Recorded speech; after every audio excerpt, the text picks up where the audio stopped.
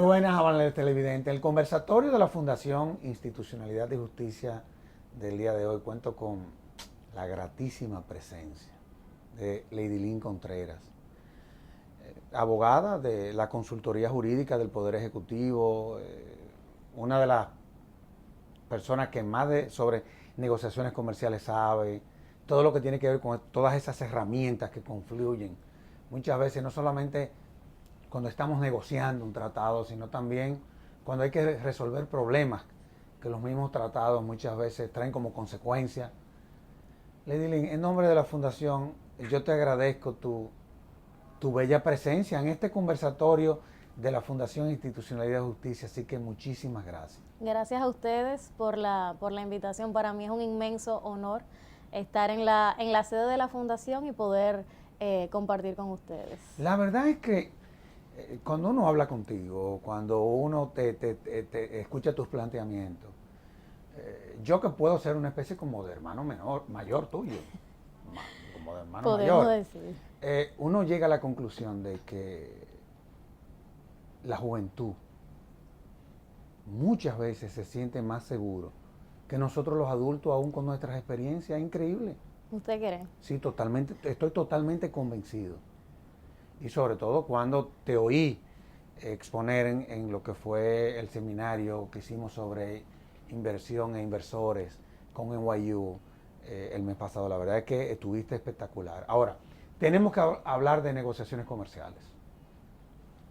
Cuando hablamos de negociaciones comerciales, ¿de qué es de lo que se trata? Es uno de los temas más interesantes y que más espacio está teniendo a nivel de Estado en la República Dominicana desde hace un par de años. La República Dominicana, a principios de los años 90, inició un proceso de expansión, de apertura comercial internacional. Tímidamente al principio, claro, con la firma de algunos tratados, acuerdos de inversión, luego incurre en la Organización Mundial del Comercio y también junto a distintos socios comerciales pues se aboca a un proceso de firma de tratados comerciales. Un momento cumbre es cuando el país firma el Tratado de Libre Comercio con Estados Unidos y Centroamérica, claro, el famoso DR-CAFTA, y las disciplinas que contiene el mismo no solo suponen una ventana de oportunidades para nuestros sectores productivos, claro, sectores comerciales, sino que obliga al Estado como ente administrador de ese tratado a organizar la casa, a establecer, emitir una serie de normativas que se requerían para la entrada en vigor del acuerdo y organizar toda la estructura de administración comercial del país. El país cuenta en la actualidad con 5 tratados comerciales, el DR-CAFTA que ya mencioné, también está el Acuerdo de Asociación Económica con la Unión Europea, persiste un tratado de libre comercio con la Comunidad del Caribe, con CARICOM, que se mantiene a pesar de tener también el Acuerdo de Asociación Económica con la Unión Europea. Hay un tratado bilateral de libre comercio con Centroamérica, que tiene vigencia a pesar del DR-CAFTA también ser un acuerdo en vigor, y hay un acuerdo de alcance parcial con Panamá que se limita al comercio de bienes entre esa nación y la República Dominicana.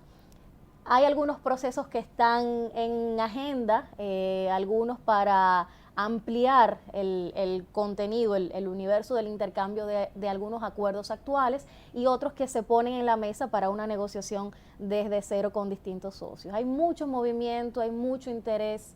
Es un área en la cual convergen maravillosamente los intereses y posiciones del sector productivo, las reglas del sector gobierno, eso vis a vis con nuestras contrapartes internacionales, y la verdad que el país ha estado muy activo en el tema, igualmente en la OMC, y como decía, hay mucho en agenda también. Ahora, hemos sabido aprovechar todo esto, te lo digo, porque cuando tú firmas un tratado de libre comercio es un camino de doble vía.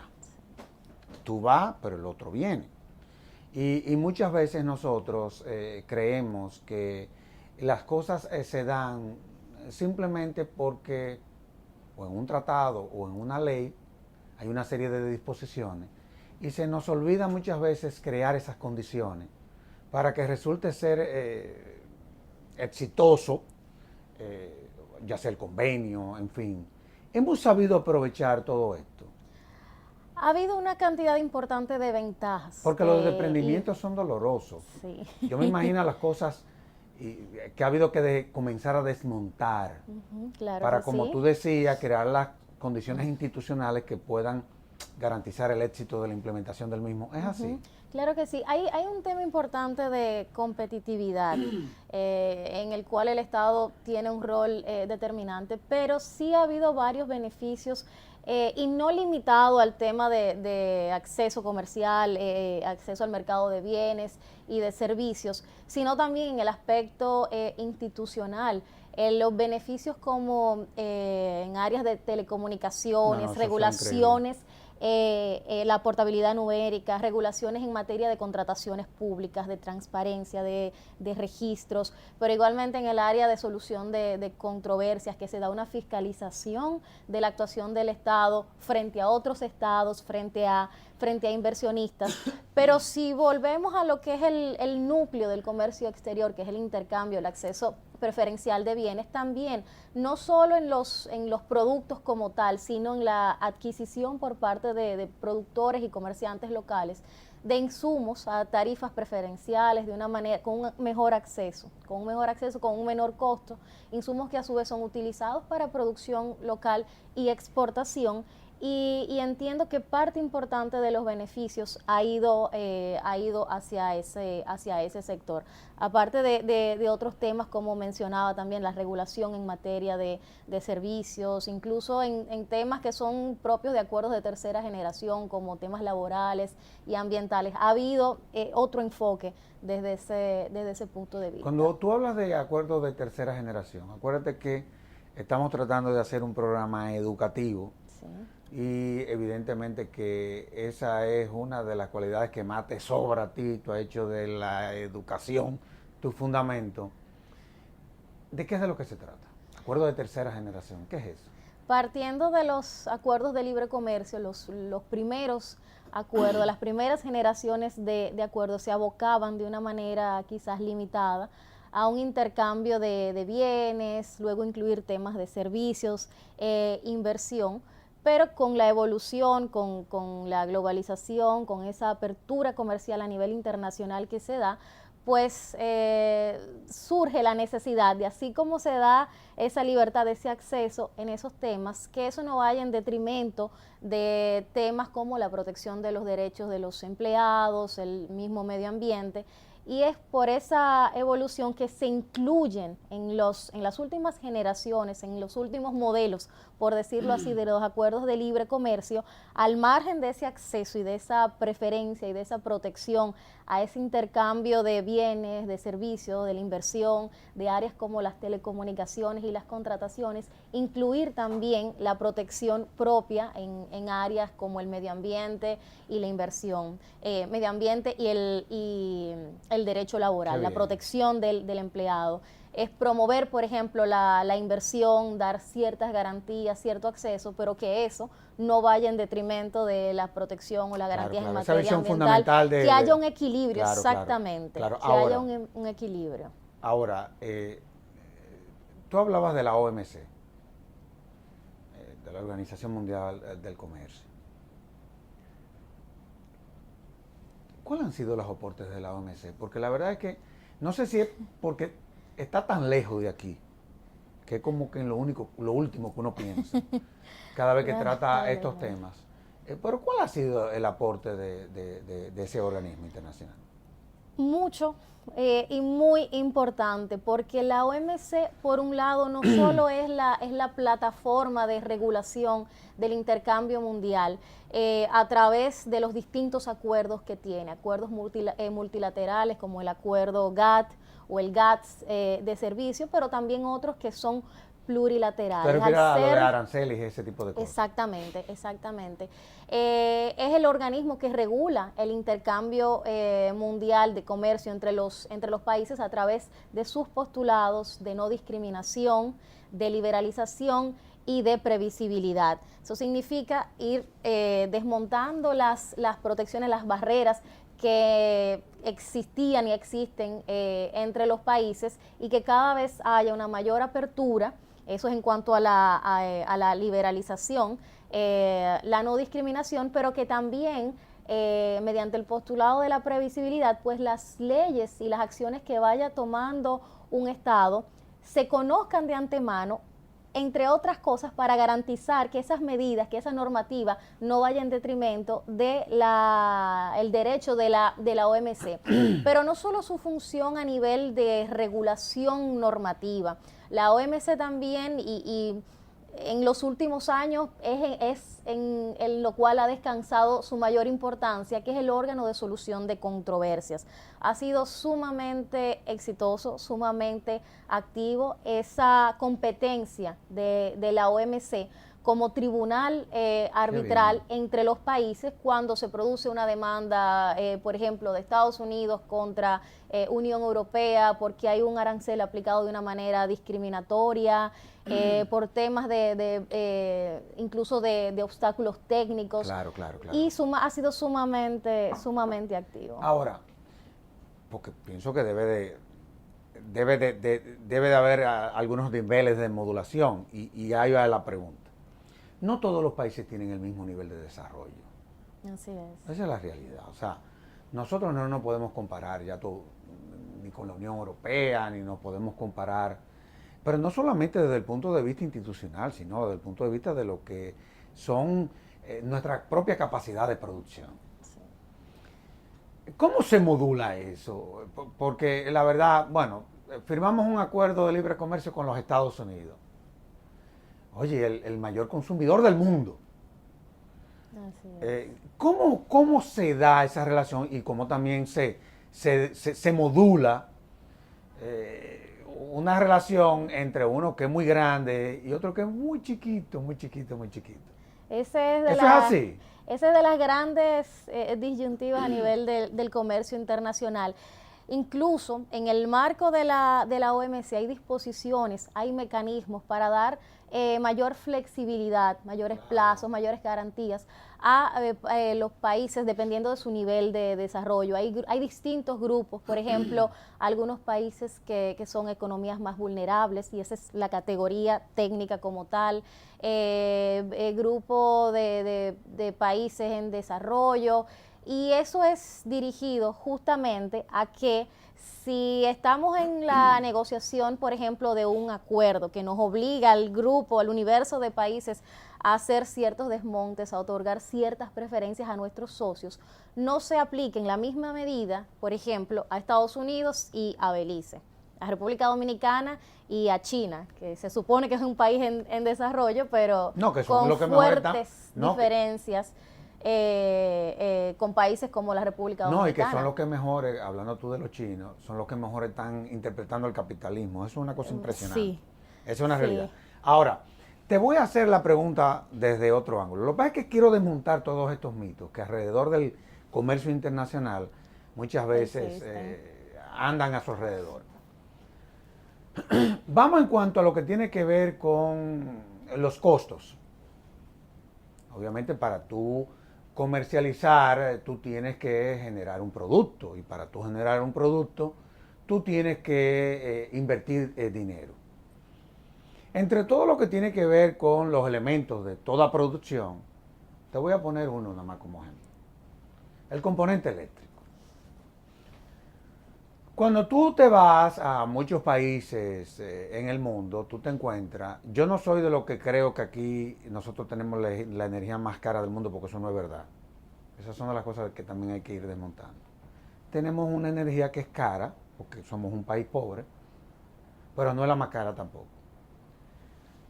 Pero ¿cómo entonces, cuando se dan situaciones como esa, no como que no pasan la mano y no tratan, digamos que nos dan un tratamiento especial? Te pregunto. Si nos dan un tratamiento especial por el nivel de desarrollo del país. Correcto. porque también eso que usted plantea se enfoca desde el punto de vista de la competitividad.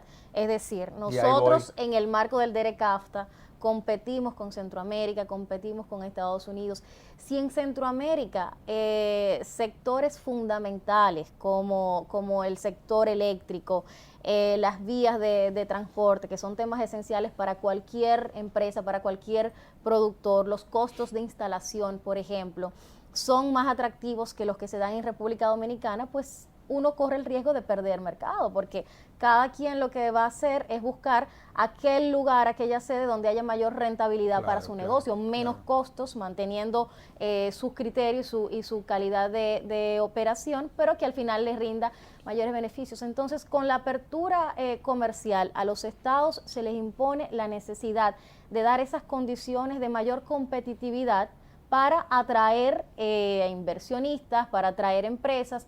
¿Por qué? Porque los mismos atractivos o las mismas protecciones que tiene que dar, por ejemplo, el Estado Dominicano a un inversionista extranjero, ese inversionista los va a encontrar en Costa Rica, en Estados Unidos. La diferencia en ese caso la dan las facilidades, las condiciones que pueda dar el Estado como un valor agregado, un tema de costo, un tema de seguridad jurídica, un sector eléctrico eficiente, todo lo cual se refleja en lo que es el costo de producción de la empresa. Ahora, tú, para ir ya llevándote a donde yo te quiero llevar y en donde tú, honestamente hablando, y eso lo digo yo, te has convertido en una verdadera experta. Tú hablaste como mecanismo de solución de controversias, tú mencionaste una figura que vemos o la estamos viendo muy en boga últimamente, y es el bendito arbitraje. El bendito arbitraje. ¿Por qué bendito? Bueno, porque se ha constituido una herramienta para que, inclusive muchas veces sin tener que acudir a él a través de la mediación, resolver muchos problemas. Esa es la realidad.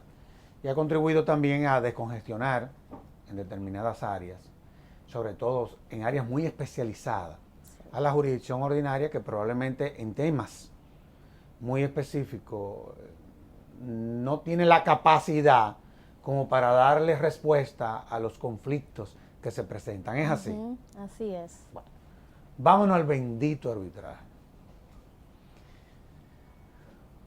¿Cómo vamos nosotros en eso? A nivel de Estado. A nivel de Estado.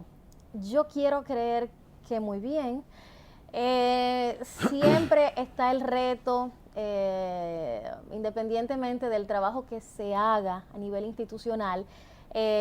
Cambios de gobierno suponen ministros nuevos, titulares nuevos. Que muchas veces no manejan el tema. Que no manejan el tema, y en un país donde culturalmente cualquier acción que cualquier hecho que yo haga que pueda suponer algún tipo de reclamación, culturalmente lo que se pensaba, bueno, voy a las cortes locales y de ahí no paso, pero ya con los distintos acuerdos de inversión y el arbitraje como foro reconocido por el Estado, pues inmediatamente el nivel de responsabilidad del Estado cambia hasta su mayor exposición a nivel internacional. Entonces, es un poco capacitar, hacerle entender a las distintas autoridades, ministros, titulares, las implicaciones de sus decisiones como representante de Estado y las implicaciones de ese tipo de reclamaciones, del proceso arbitral para el Estado Dominicano. Por ahí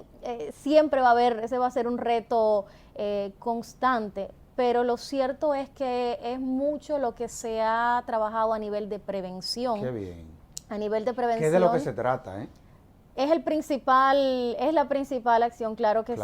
Claro que sí. Y eso, un trabajo por un lado que ha avanzado la Dirección de Comercio Exterior del Ministerio de Industria y Comercio como entidad líder en la coordinación de la defensa de los arbitrajes de inversión, Pero por el otro lado nosotros, la Consultoría Jurídica del Poder Ejecutivo y la Procuraduría General de la República, que somos un poco lo que llevamos ahí la competencia en los procesos comerciales. Entonces ha habido una especie de asociación entre nuestras instituciones para agotar, ya finalizó este segundo año, el programa de prevención en materia de solución de controversias, que ha buscado atacar no solo la parte del arbitraje comercial, temas de contrato, estandarización, revisión y demás, sino también la parte de inversión e incluso temas de OMC, porque nosotros hemos sido demandados en el marco de la organización y actualmente somos demandantes. Es decir, los 3 grupos de contenciosos comerciales y de inversión en los que participa el Estado ha tratado de agotar ese programa, pero también un trabajo a nivel normativo, un trabajo a nivel del equipo técnico que compone la defensa local del Estado y también actividades de capacitación abierta.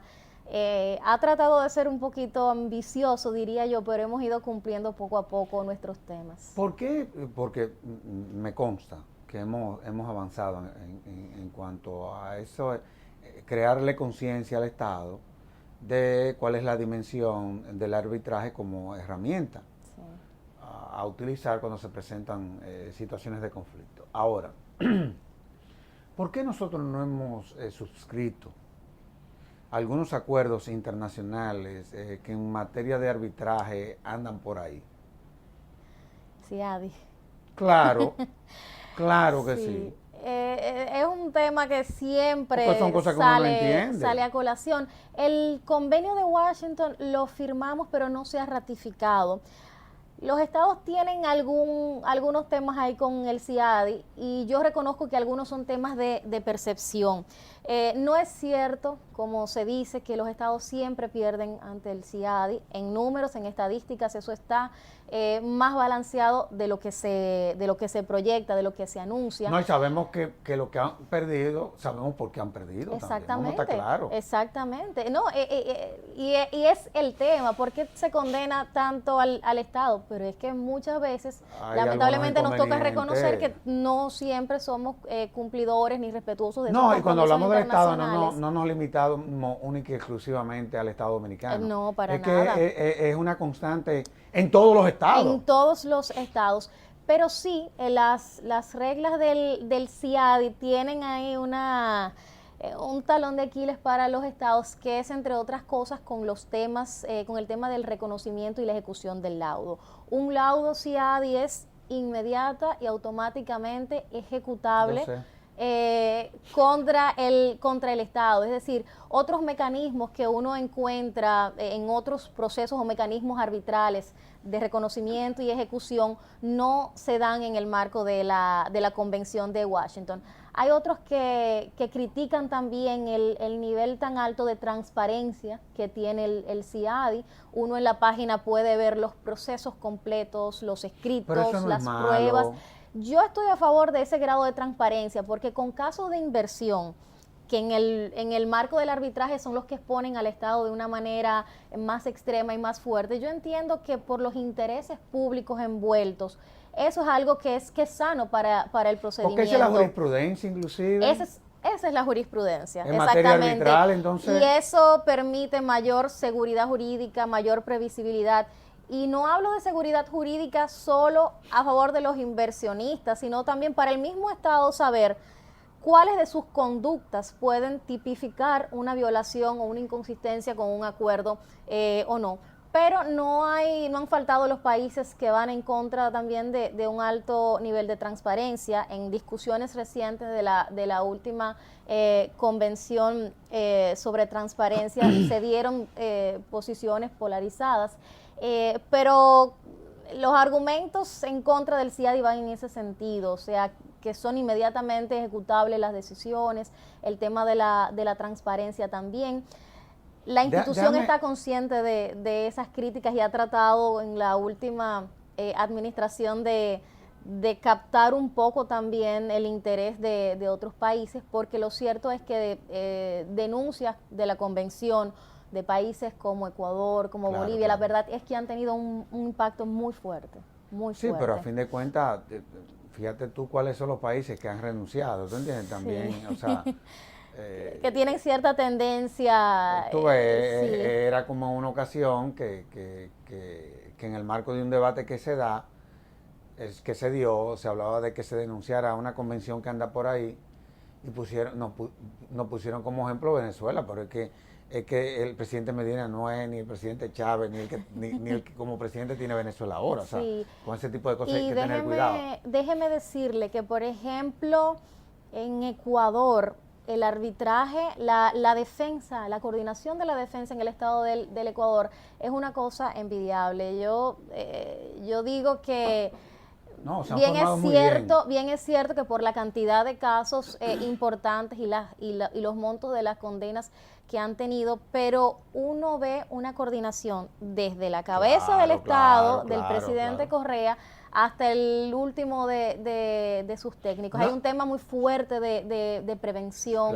control. Pero fíjate, cuando tú hablabas de la transparencia y tú comenzaste esta entrevista hablando de los mecanismos de prevención que ustedes como Estado han venido diseñando y que han dado sus resultados. Es que tú transparentar, por ejemplo, estos procesos, te van a facilitar esos mecanismos de prevención. Totalmente. Porque a fin de cuentas, cosas que tú crees que en las que tú eventualmente puedas tener ganancia de causa, tú te das cuenta por qué fue que los estados perdieron el caso. Totalmente. Entonces, son cosas que no tienen sentido, sobre todo en un mundo que está hablando de gobierno abierto, 80.000 cosas diferentes. Sí, y pensar también que una demanda arbitral no solo puede venir por una actuación de un ministro, claro que puede no. venir por una actuación de un alcalde, del Congreso, hasta por una del cuestión de medio ambiente. Totalmente. Vamos a estar claros. Todos los poderes del Estado son susceptibles de incurrir en acciones que pueden dar lugar a la violación a de una disposición arbitrales. de la OIT, uno no sabe, o sea, son cosas que pasan. Ahora, tú me has mencionado el bendito laudo varias veces. Y eso era lo último que yo quería dejar para el programa, pero tú como que a veces como que te gusta provocar uno. ¿Qué pasa con los estados, por ejemplo, que habiendo sido, por ejemplo, digamos que condenado, a mí no me gusta usar esa palabra en materia de arbitraje, pero bueno, tienen que cumplir con lo que establece el laudo y no cumplen con él? Hay sanciones e implicaciones muy fuertes para los estados. Es importante mencionar que los estados suelen cumplir sus laudos, sus decisiones arbitrales. Pero veo que Argentina últimamente se ha puesto bien pesada. Sin que suene a propaganda, pero el Estado dominicano es sumamente cumplidor. Argentina es uno de los casos paradigmáticos, porque Argentina tenía medio CIADI con demandas y condenas en su contra y altos montos a pagar por concepto de daños y perjuicios. Argentina duró muchos años, mucho tiempo sin querer escuchar esas reclamaciones que les pedían que reconocieran y que pagaran esos montos. Y las implicaciones de los procesos arbitrales son tales que es, entre otras razones, por temas crediticios internacionales, por temas de préstamos internacionales, que el Estado argentino se aboca a una negociación de un paquete de varias de esas decisiones en su contra y ya ha reconocido y ya ha iniciado las gestiones necesarias para cumplirle a esos inversionistas. A veces uno ha visto esos laudos no cumplidos vinculándose con medidas que pudieran tomarse, por ejemplo, en el marco de la OMC, como mencionaba ahora, con no conceder ciertos préstamos, cómo eso afecta la calificación crediticia del Estado. Por ejemplo, cuando el Estado dominicano va a solicitar un préstamo, una de las cosas que nos pide el Ministerio de Hacienda es la lista de procesos en los que participa el Estado, independientemente de que sea demandante o demandado, la cantidad de procesos, porque ese es uno de los indicadores que se toma en cuenta. Y es importante mencionar que estos procesos tienen tantas implicaciones en todos los niveles para el Estado. No es solo lo jurídico, como un panel de 1 o 3 personas le dice al Estado, tu política fiscal tiene que ir en esta línea, y el Estado ha consentido a eso. pero también a nivel administrativo, las instancias que se crean para estos procesos, a nivel político, ni qué decir, a nivel fiscal. La verdad que las implicaciones de estos procesos son sumamente variadas y muy importantes. Tenemos que hacer una pausa y de inmediato volvemos con este interesantísimo programa.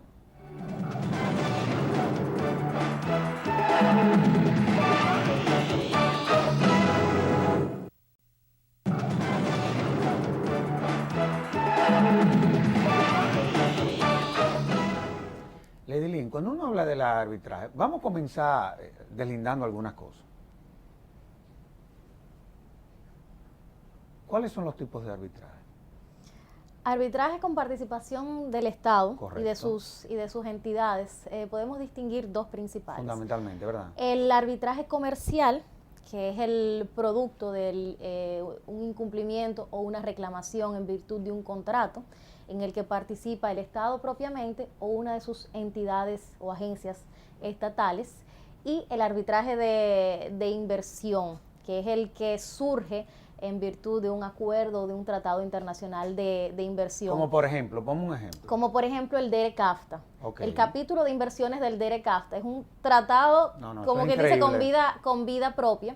Pero asimismo el Estado Dominicano tiene en vigencia unos 11, 12 tratados de protección y promoción recíprocas de inversiones, y algunos de los acuerdos comerciales que tenemos también contienen capítulos de inversión con un mecanismo arbitral inversionista-Estado.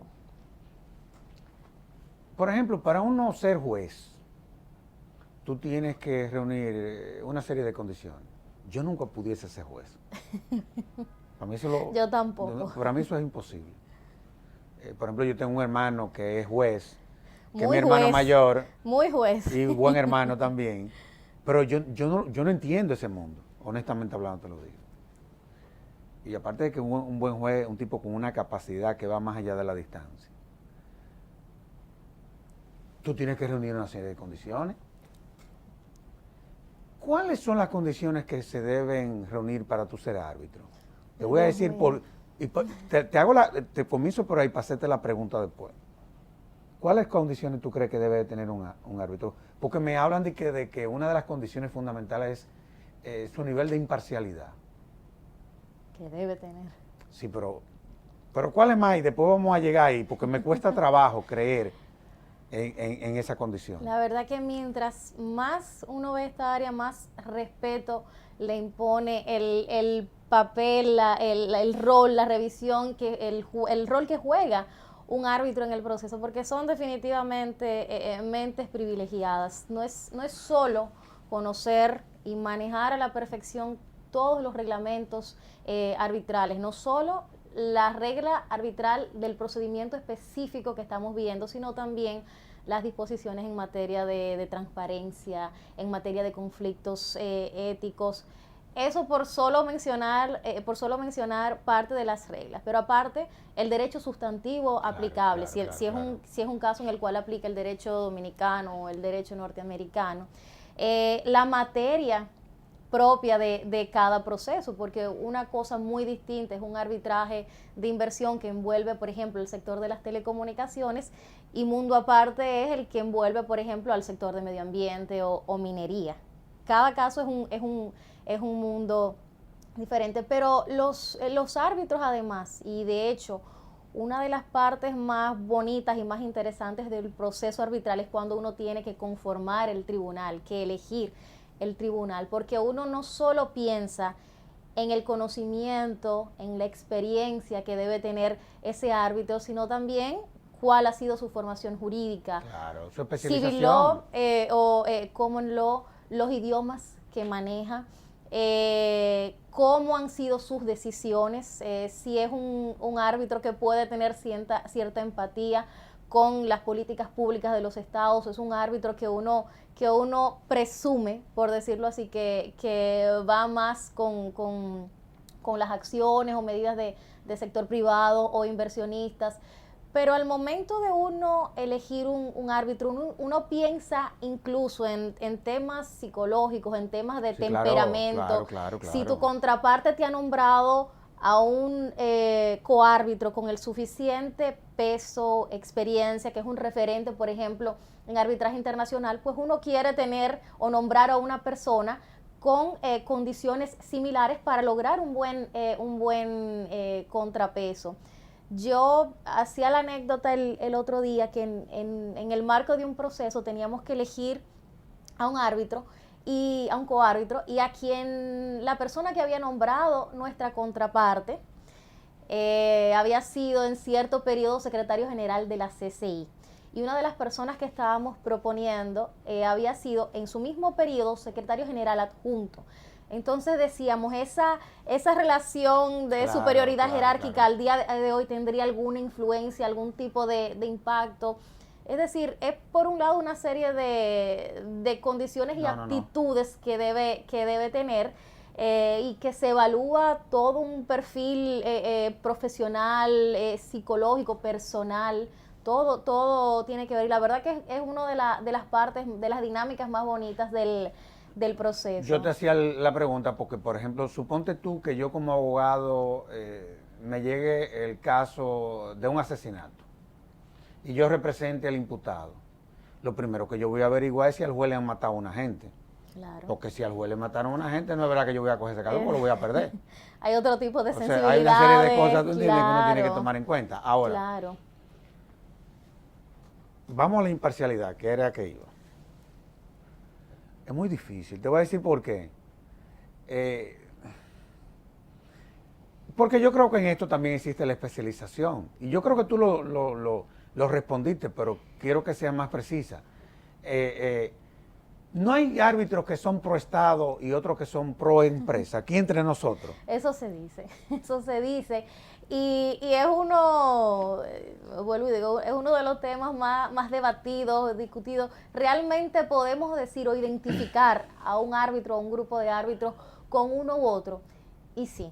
Claro, sí. claro. Incluso hay árbitros que uno, por ejemplo, como Estado lo nombra y uno sabe que a la media hora va a llegar la comunicación de la contraparte oponiéndose a esa designación. La verdad es que sí, que hay árbitros, hablando por ejemplo de aquellos que pueden identificarse como pro Estado, que por los escritos que hacen, por algunas decisiones, por opiniones disidentes en el marco de algunos procesos y de unos laudos, uno puede apreciar que sí tienen una inclinación hacia las políticas públicas. Eso no quiere decir que aplaudan cualquier inconducta del Estado, claro, o que no la castiguen, claro que no. Pero sí se nota la tendencia en el perfil de uno y otro. Lo mismo pasa con aquellos que uno percibe como que están más identificados con los inversionistas, cómo son sus decisiones frente al Estado, y cómo la verdad uno puede identificarlos de uno y otro lado. Cuando uno habla de arbitraje de inversión, hay una figurita que a mí me gustaría que tú me la desgloses y sobre todo me digas cuáles son, que son las denominadas inconsistencias. Tú no me lo vas a creer, pero yo no sé lo que es eso. ¿De qué es de lo que se trata? Es una de las críticas, si se quiere, de los últimos tiempos más fuertes contra el arbitraje de inversión. Qué cosa más grande. ¿Pero en qué se basa? O sea, ¿cuál es el fundamento de esas críticas? Honestamente hablando, te lo digo. Esas críticas se centran en el hecho de que los tribunales arbitrales de inversión, muchas veces disposiciones similares la interpretan en un sentido totalmente distinto. Hay muchos que dicen, bueno, lo que pasa es que tienes distintos tratados, distintos acuerdos de inversión, el contenido no es el mismo, eso puede y debe pasar.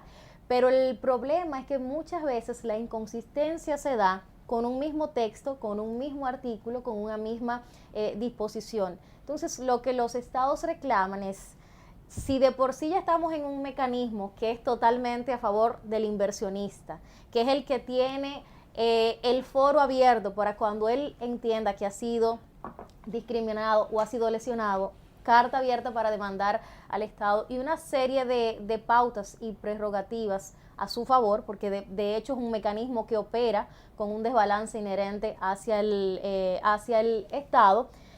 Entonces, también me voy a someter a que tribunales arbitrales me interpreten de manera distinta mi conducta, mi supuesta violación. ¿Cómo yo mismo voy a saber cuándo estoy incumpliendo o no, incumpliendo o no el tratado? Yo mismo no tengo cierta certeza, yo mismo no tengo cierta previsibilidad. El mismo inversionista, eso repercute en su contra, porque en la medida que el Estado no tiene una jurisprudencia consistente, a veces se le dificulta saber cuándo está cumpliendo su rol y las protecciones que debe brindar en materia de inversión y cuándo no. Entonces, ha habido casos en los cuales uno ha visto que tribunales arbitrales, un mismo estándar, una misma disposición, sobre todo en tema de trato justo y equitativo, ha sido interpretado de maneras totalmente contrarias o con grados de deferencia distintos en contra del Estado. Que por eso te iba a hablar sobre la autoridad interpretativa, cómo se ha venido dando. Ese ha sido parte de los remedios que han tratado de introducir los estados. Mencionaba el tema del trato justo y equitativo porque es uno de los ejemplos más paradigmáticos, porque dependiendo de la interpretación que le den los tribunales, cambia radicalmente lo que es la capacidad reguladora del Estado. No es lo mismo que se entienda que el Estado, por cualquier acción discriminatoria o cualquier arbitrariedad, puede ser demandado, que a esa acción darle la categoría de que tiene que ser una arbitrariedad manifiesta, un error grosero, ese grado de gravedad, si se quiere, para que entonces el Estado pueda ser condenado. Entonces, parte de las soluciones que han tratado de dar los estados es el introducir en acuerdos como, por ejemplo, el DERE-CAFTA, la autoridad interpretativa de ciertos órganos o de ciertas instancias. El DERE-CAFTA prevé que lo que es la Comisión de Libre Comercio, que es el órgano supremo de administración del tratado, integrado por representantes de los estados a nivel ministerial, por lo general los ministros de Comercio e Industria, que ese máximo órgano de administración del tratado, cualquier interpretación que dé a una de las disposiciones del tratado se le impone al tribunal arbitral. Esto que permite que si, por ejemplo, hay tribunales arbitrales que han interpretado de manera distinta el trato nacional o el trato de nación más favorecida, una decisión, una interpretación de esa Comisión de Libre Comercio se le impone, o al menos debe imponérsele a cualquier tribunal arbitral para garantizar cierta previsibilidad sobre el contenido. Nosotros como estados que hemos negociado este texto, pues somos quienes mejor estamos en condiciones para saber el contenido y alcance de una disposición. Ese es un poco el sentido, esa es un poco la lógica. Pero otro mecanismo similar, y vuelvo a referirme también al DERE-CAFTA, es la presentación de escritos de partes no contendientes. Eso permite que si, por ejemplo, hay un proceso de un inversionista norteamericano contra Guatemala, nosotros, República Dominicana, que no somos parte de ese proceso, que somos terceros no contendientes, presentemos escritos mediante los cuales no nos metemos ni tocamos los hechos de la reclamación, pero sí reclamamos el respeto en la interpretación que va a hacer ese tribunal de ese contenido del tratado. No somos quien para ver los hechos, pero como Estado parte, negociador del tratado, sí apelamos al tribunal para que se respete ese contenido. Es un mecanismo que está siendo muy activo en los últimos casos de CAFTA. República Dominicana presentó el año pasado en un caso contra Guatemala un escrito de parte no contendiente. La mayoría de los países CAFTA lo hicimos y tenía que ver con el trato justo y equitativo.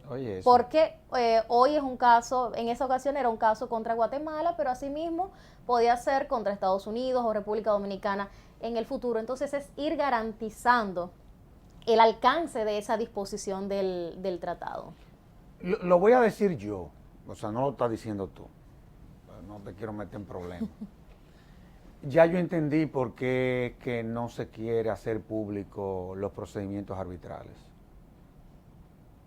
¿Por qué? Precisamente por lo que estamos hablando, para que determinados árbitros que habiendo tenido un comportamiento en casos similares, no se sepan más adelante que cambiaron de criterio. Sí. Pero más aún, yo no creo que sean los estados, son los árbitros los que no quieren que se publique. Quieren seguir controlando. Sí, pero eso lo digo yo. El tiempo se está acabando. Es increíble, vamos a tener una hora increíble, Lady Lynn. Qué lástima que este programa no dure 2 horas en esta ocasión. Bueno, y yo feliz, puedo volver cuando quiera. Definitivamente, no, tendrás que volver, porque se nos han quedado muchísimas cosas. Pero me voy a ir a la jurisdicción ordinaria, como para poder hacer un ejercicio para hacerte la pregunta. Tú sabes que las decisiones judiciales son susceptibles de recurso, incluyendo hasta la de la propia Suprema Corte de Justicia, que pueden ser revisables en el Tribunal Constitucional. Y bueno, la misma decisión del propio Tribunal Constitucional, no sé ahora en qué va a parar este asunto, eran revisables en la Corte Interamericana y así sucesivamente. ¿Existen la posibilidad de recursos en materia de laudo arbitral? Claro que sí. Ajá. Recursos y remedios. ¿Cómo así? Por ejemplo, y hago un paralelismo un poco entre arbitraje comercial y de inversiones. En el caso del procedimiento CCI, pues las mismas reglas arbitrales de la CCI permiten lo que es los remedios procesales, la corrección del laudo. Pero cuando tú hablas de CCI, ¿a quién tú te refieres? Es porque este es un programa educativo. La Corte Internacional de Arbitraje. Perfecto. De la Cámara de Comercio Internacional. Que por cierto, su secretario estuvo aquí con nosotros en el Seminario Internacional de Arbitraje con NYU. El doctor Andrea Carlevari, así es. Caballero. Con un rol muy activo y increíble. Muy encantado e interesado en nuestra actividad, porque así yo fui es. Parte. Entonces, las reglas de la CCI prevén remedios procesales como la posibilidad de que haya una interpretación del laudo, de alguna disposición que a las partes no les quede clara, corrección, interpretación, temas de cálculos, por ejemplo. Revisión del laudo como tal, pero también los laudos pueden ser anulados. Hay disposiciones como la Convención de Nueva York sobre reconocimiento y ejecución de sentencias arbitrales extranjeras que establecen causales limitados y específicos mediante los cuales se puede apelar a la nulidad del laudo. Nuestra ley de arbitraje comercial también tiene disposiciones similares que son las que se reclaman ante las cortes locales, ante la jurisdicción local para oponerse a la ejecución del laudo y para atacarlo mediante la vía de la nulidad. Pero asimismo, por ejemplo, en el marco del arbitraje de inversión, en el marco del DERECAFTA, dependiendo del mecanismo arbitral seguido, si es por ejemplo el arbitraje del CIADI o el arbitraje del mecanismo complementario del CIADI, ahí tenemos distintos procesos, distintas vías para anulación, para revisión. Son básicamente los mismos, difieren un poco los plazos, pero sí existen tanto esos recursos como remedios procesales. Qué bien. Oye, hiciste un excelentísimo programa. Gracias a ustedes. La verdad gracias es que a ustedes. Me he sentido muy cuando, cómoda y cuando encantada de hablar jóvenes sobre estos temas con ustedes. Expresarse como lo haces tú, la verdad es que uno se siente tan orgulloso. Ay, gracias. Esa es la realidad. Y en nombre de la Fundación Lady Lynn, te agradezco una vez más el que me hayas permitido que tú dieras esa cátedra en una materia que es tan delicada, especializada, muchas veces hasta poco entendida. Y qué bueno, porque aclaraste tantas cosas que tengo la impresión que yo estoy en condiciones de llevar cualquier caso en materia de arbitraje con lo que aprendí en el día de hoy del programa que hiciste. Así que te felicito. Me alegro. Yo creo que lo importante es hacer en la vida aquello que nos apasione y que nos guste. Y no hay duda de que esa es tu gran pasión. Gracias. Gracias a ustedes por la oportunidad. Gracias a ti. Y a ustedes, amables televidentes, les decimos hasta la próxima. en donde estaremos en un nuevo conversatorio de la Fundación Institucionalidad y Justicia. Hasta entonces.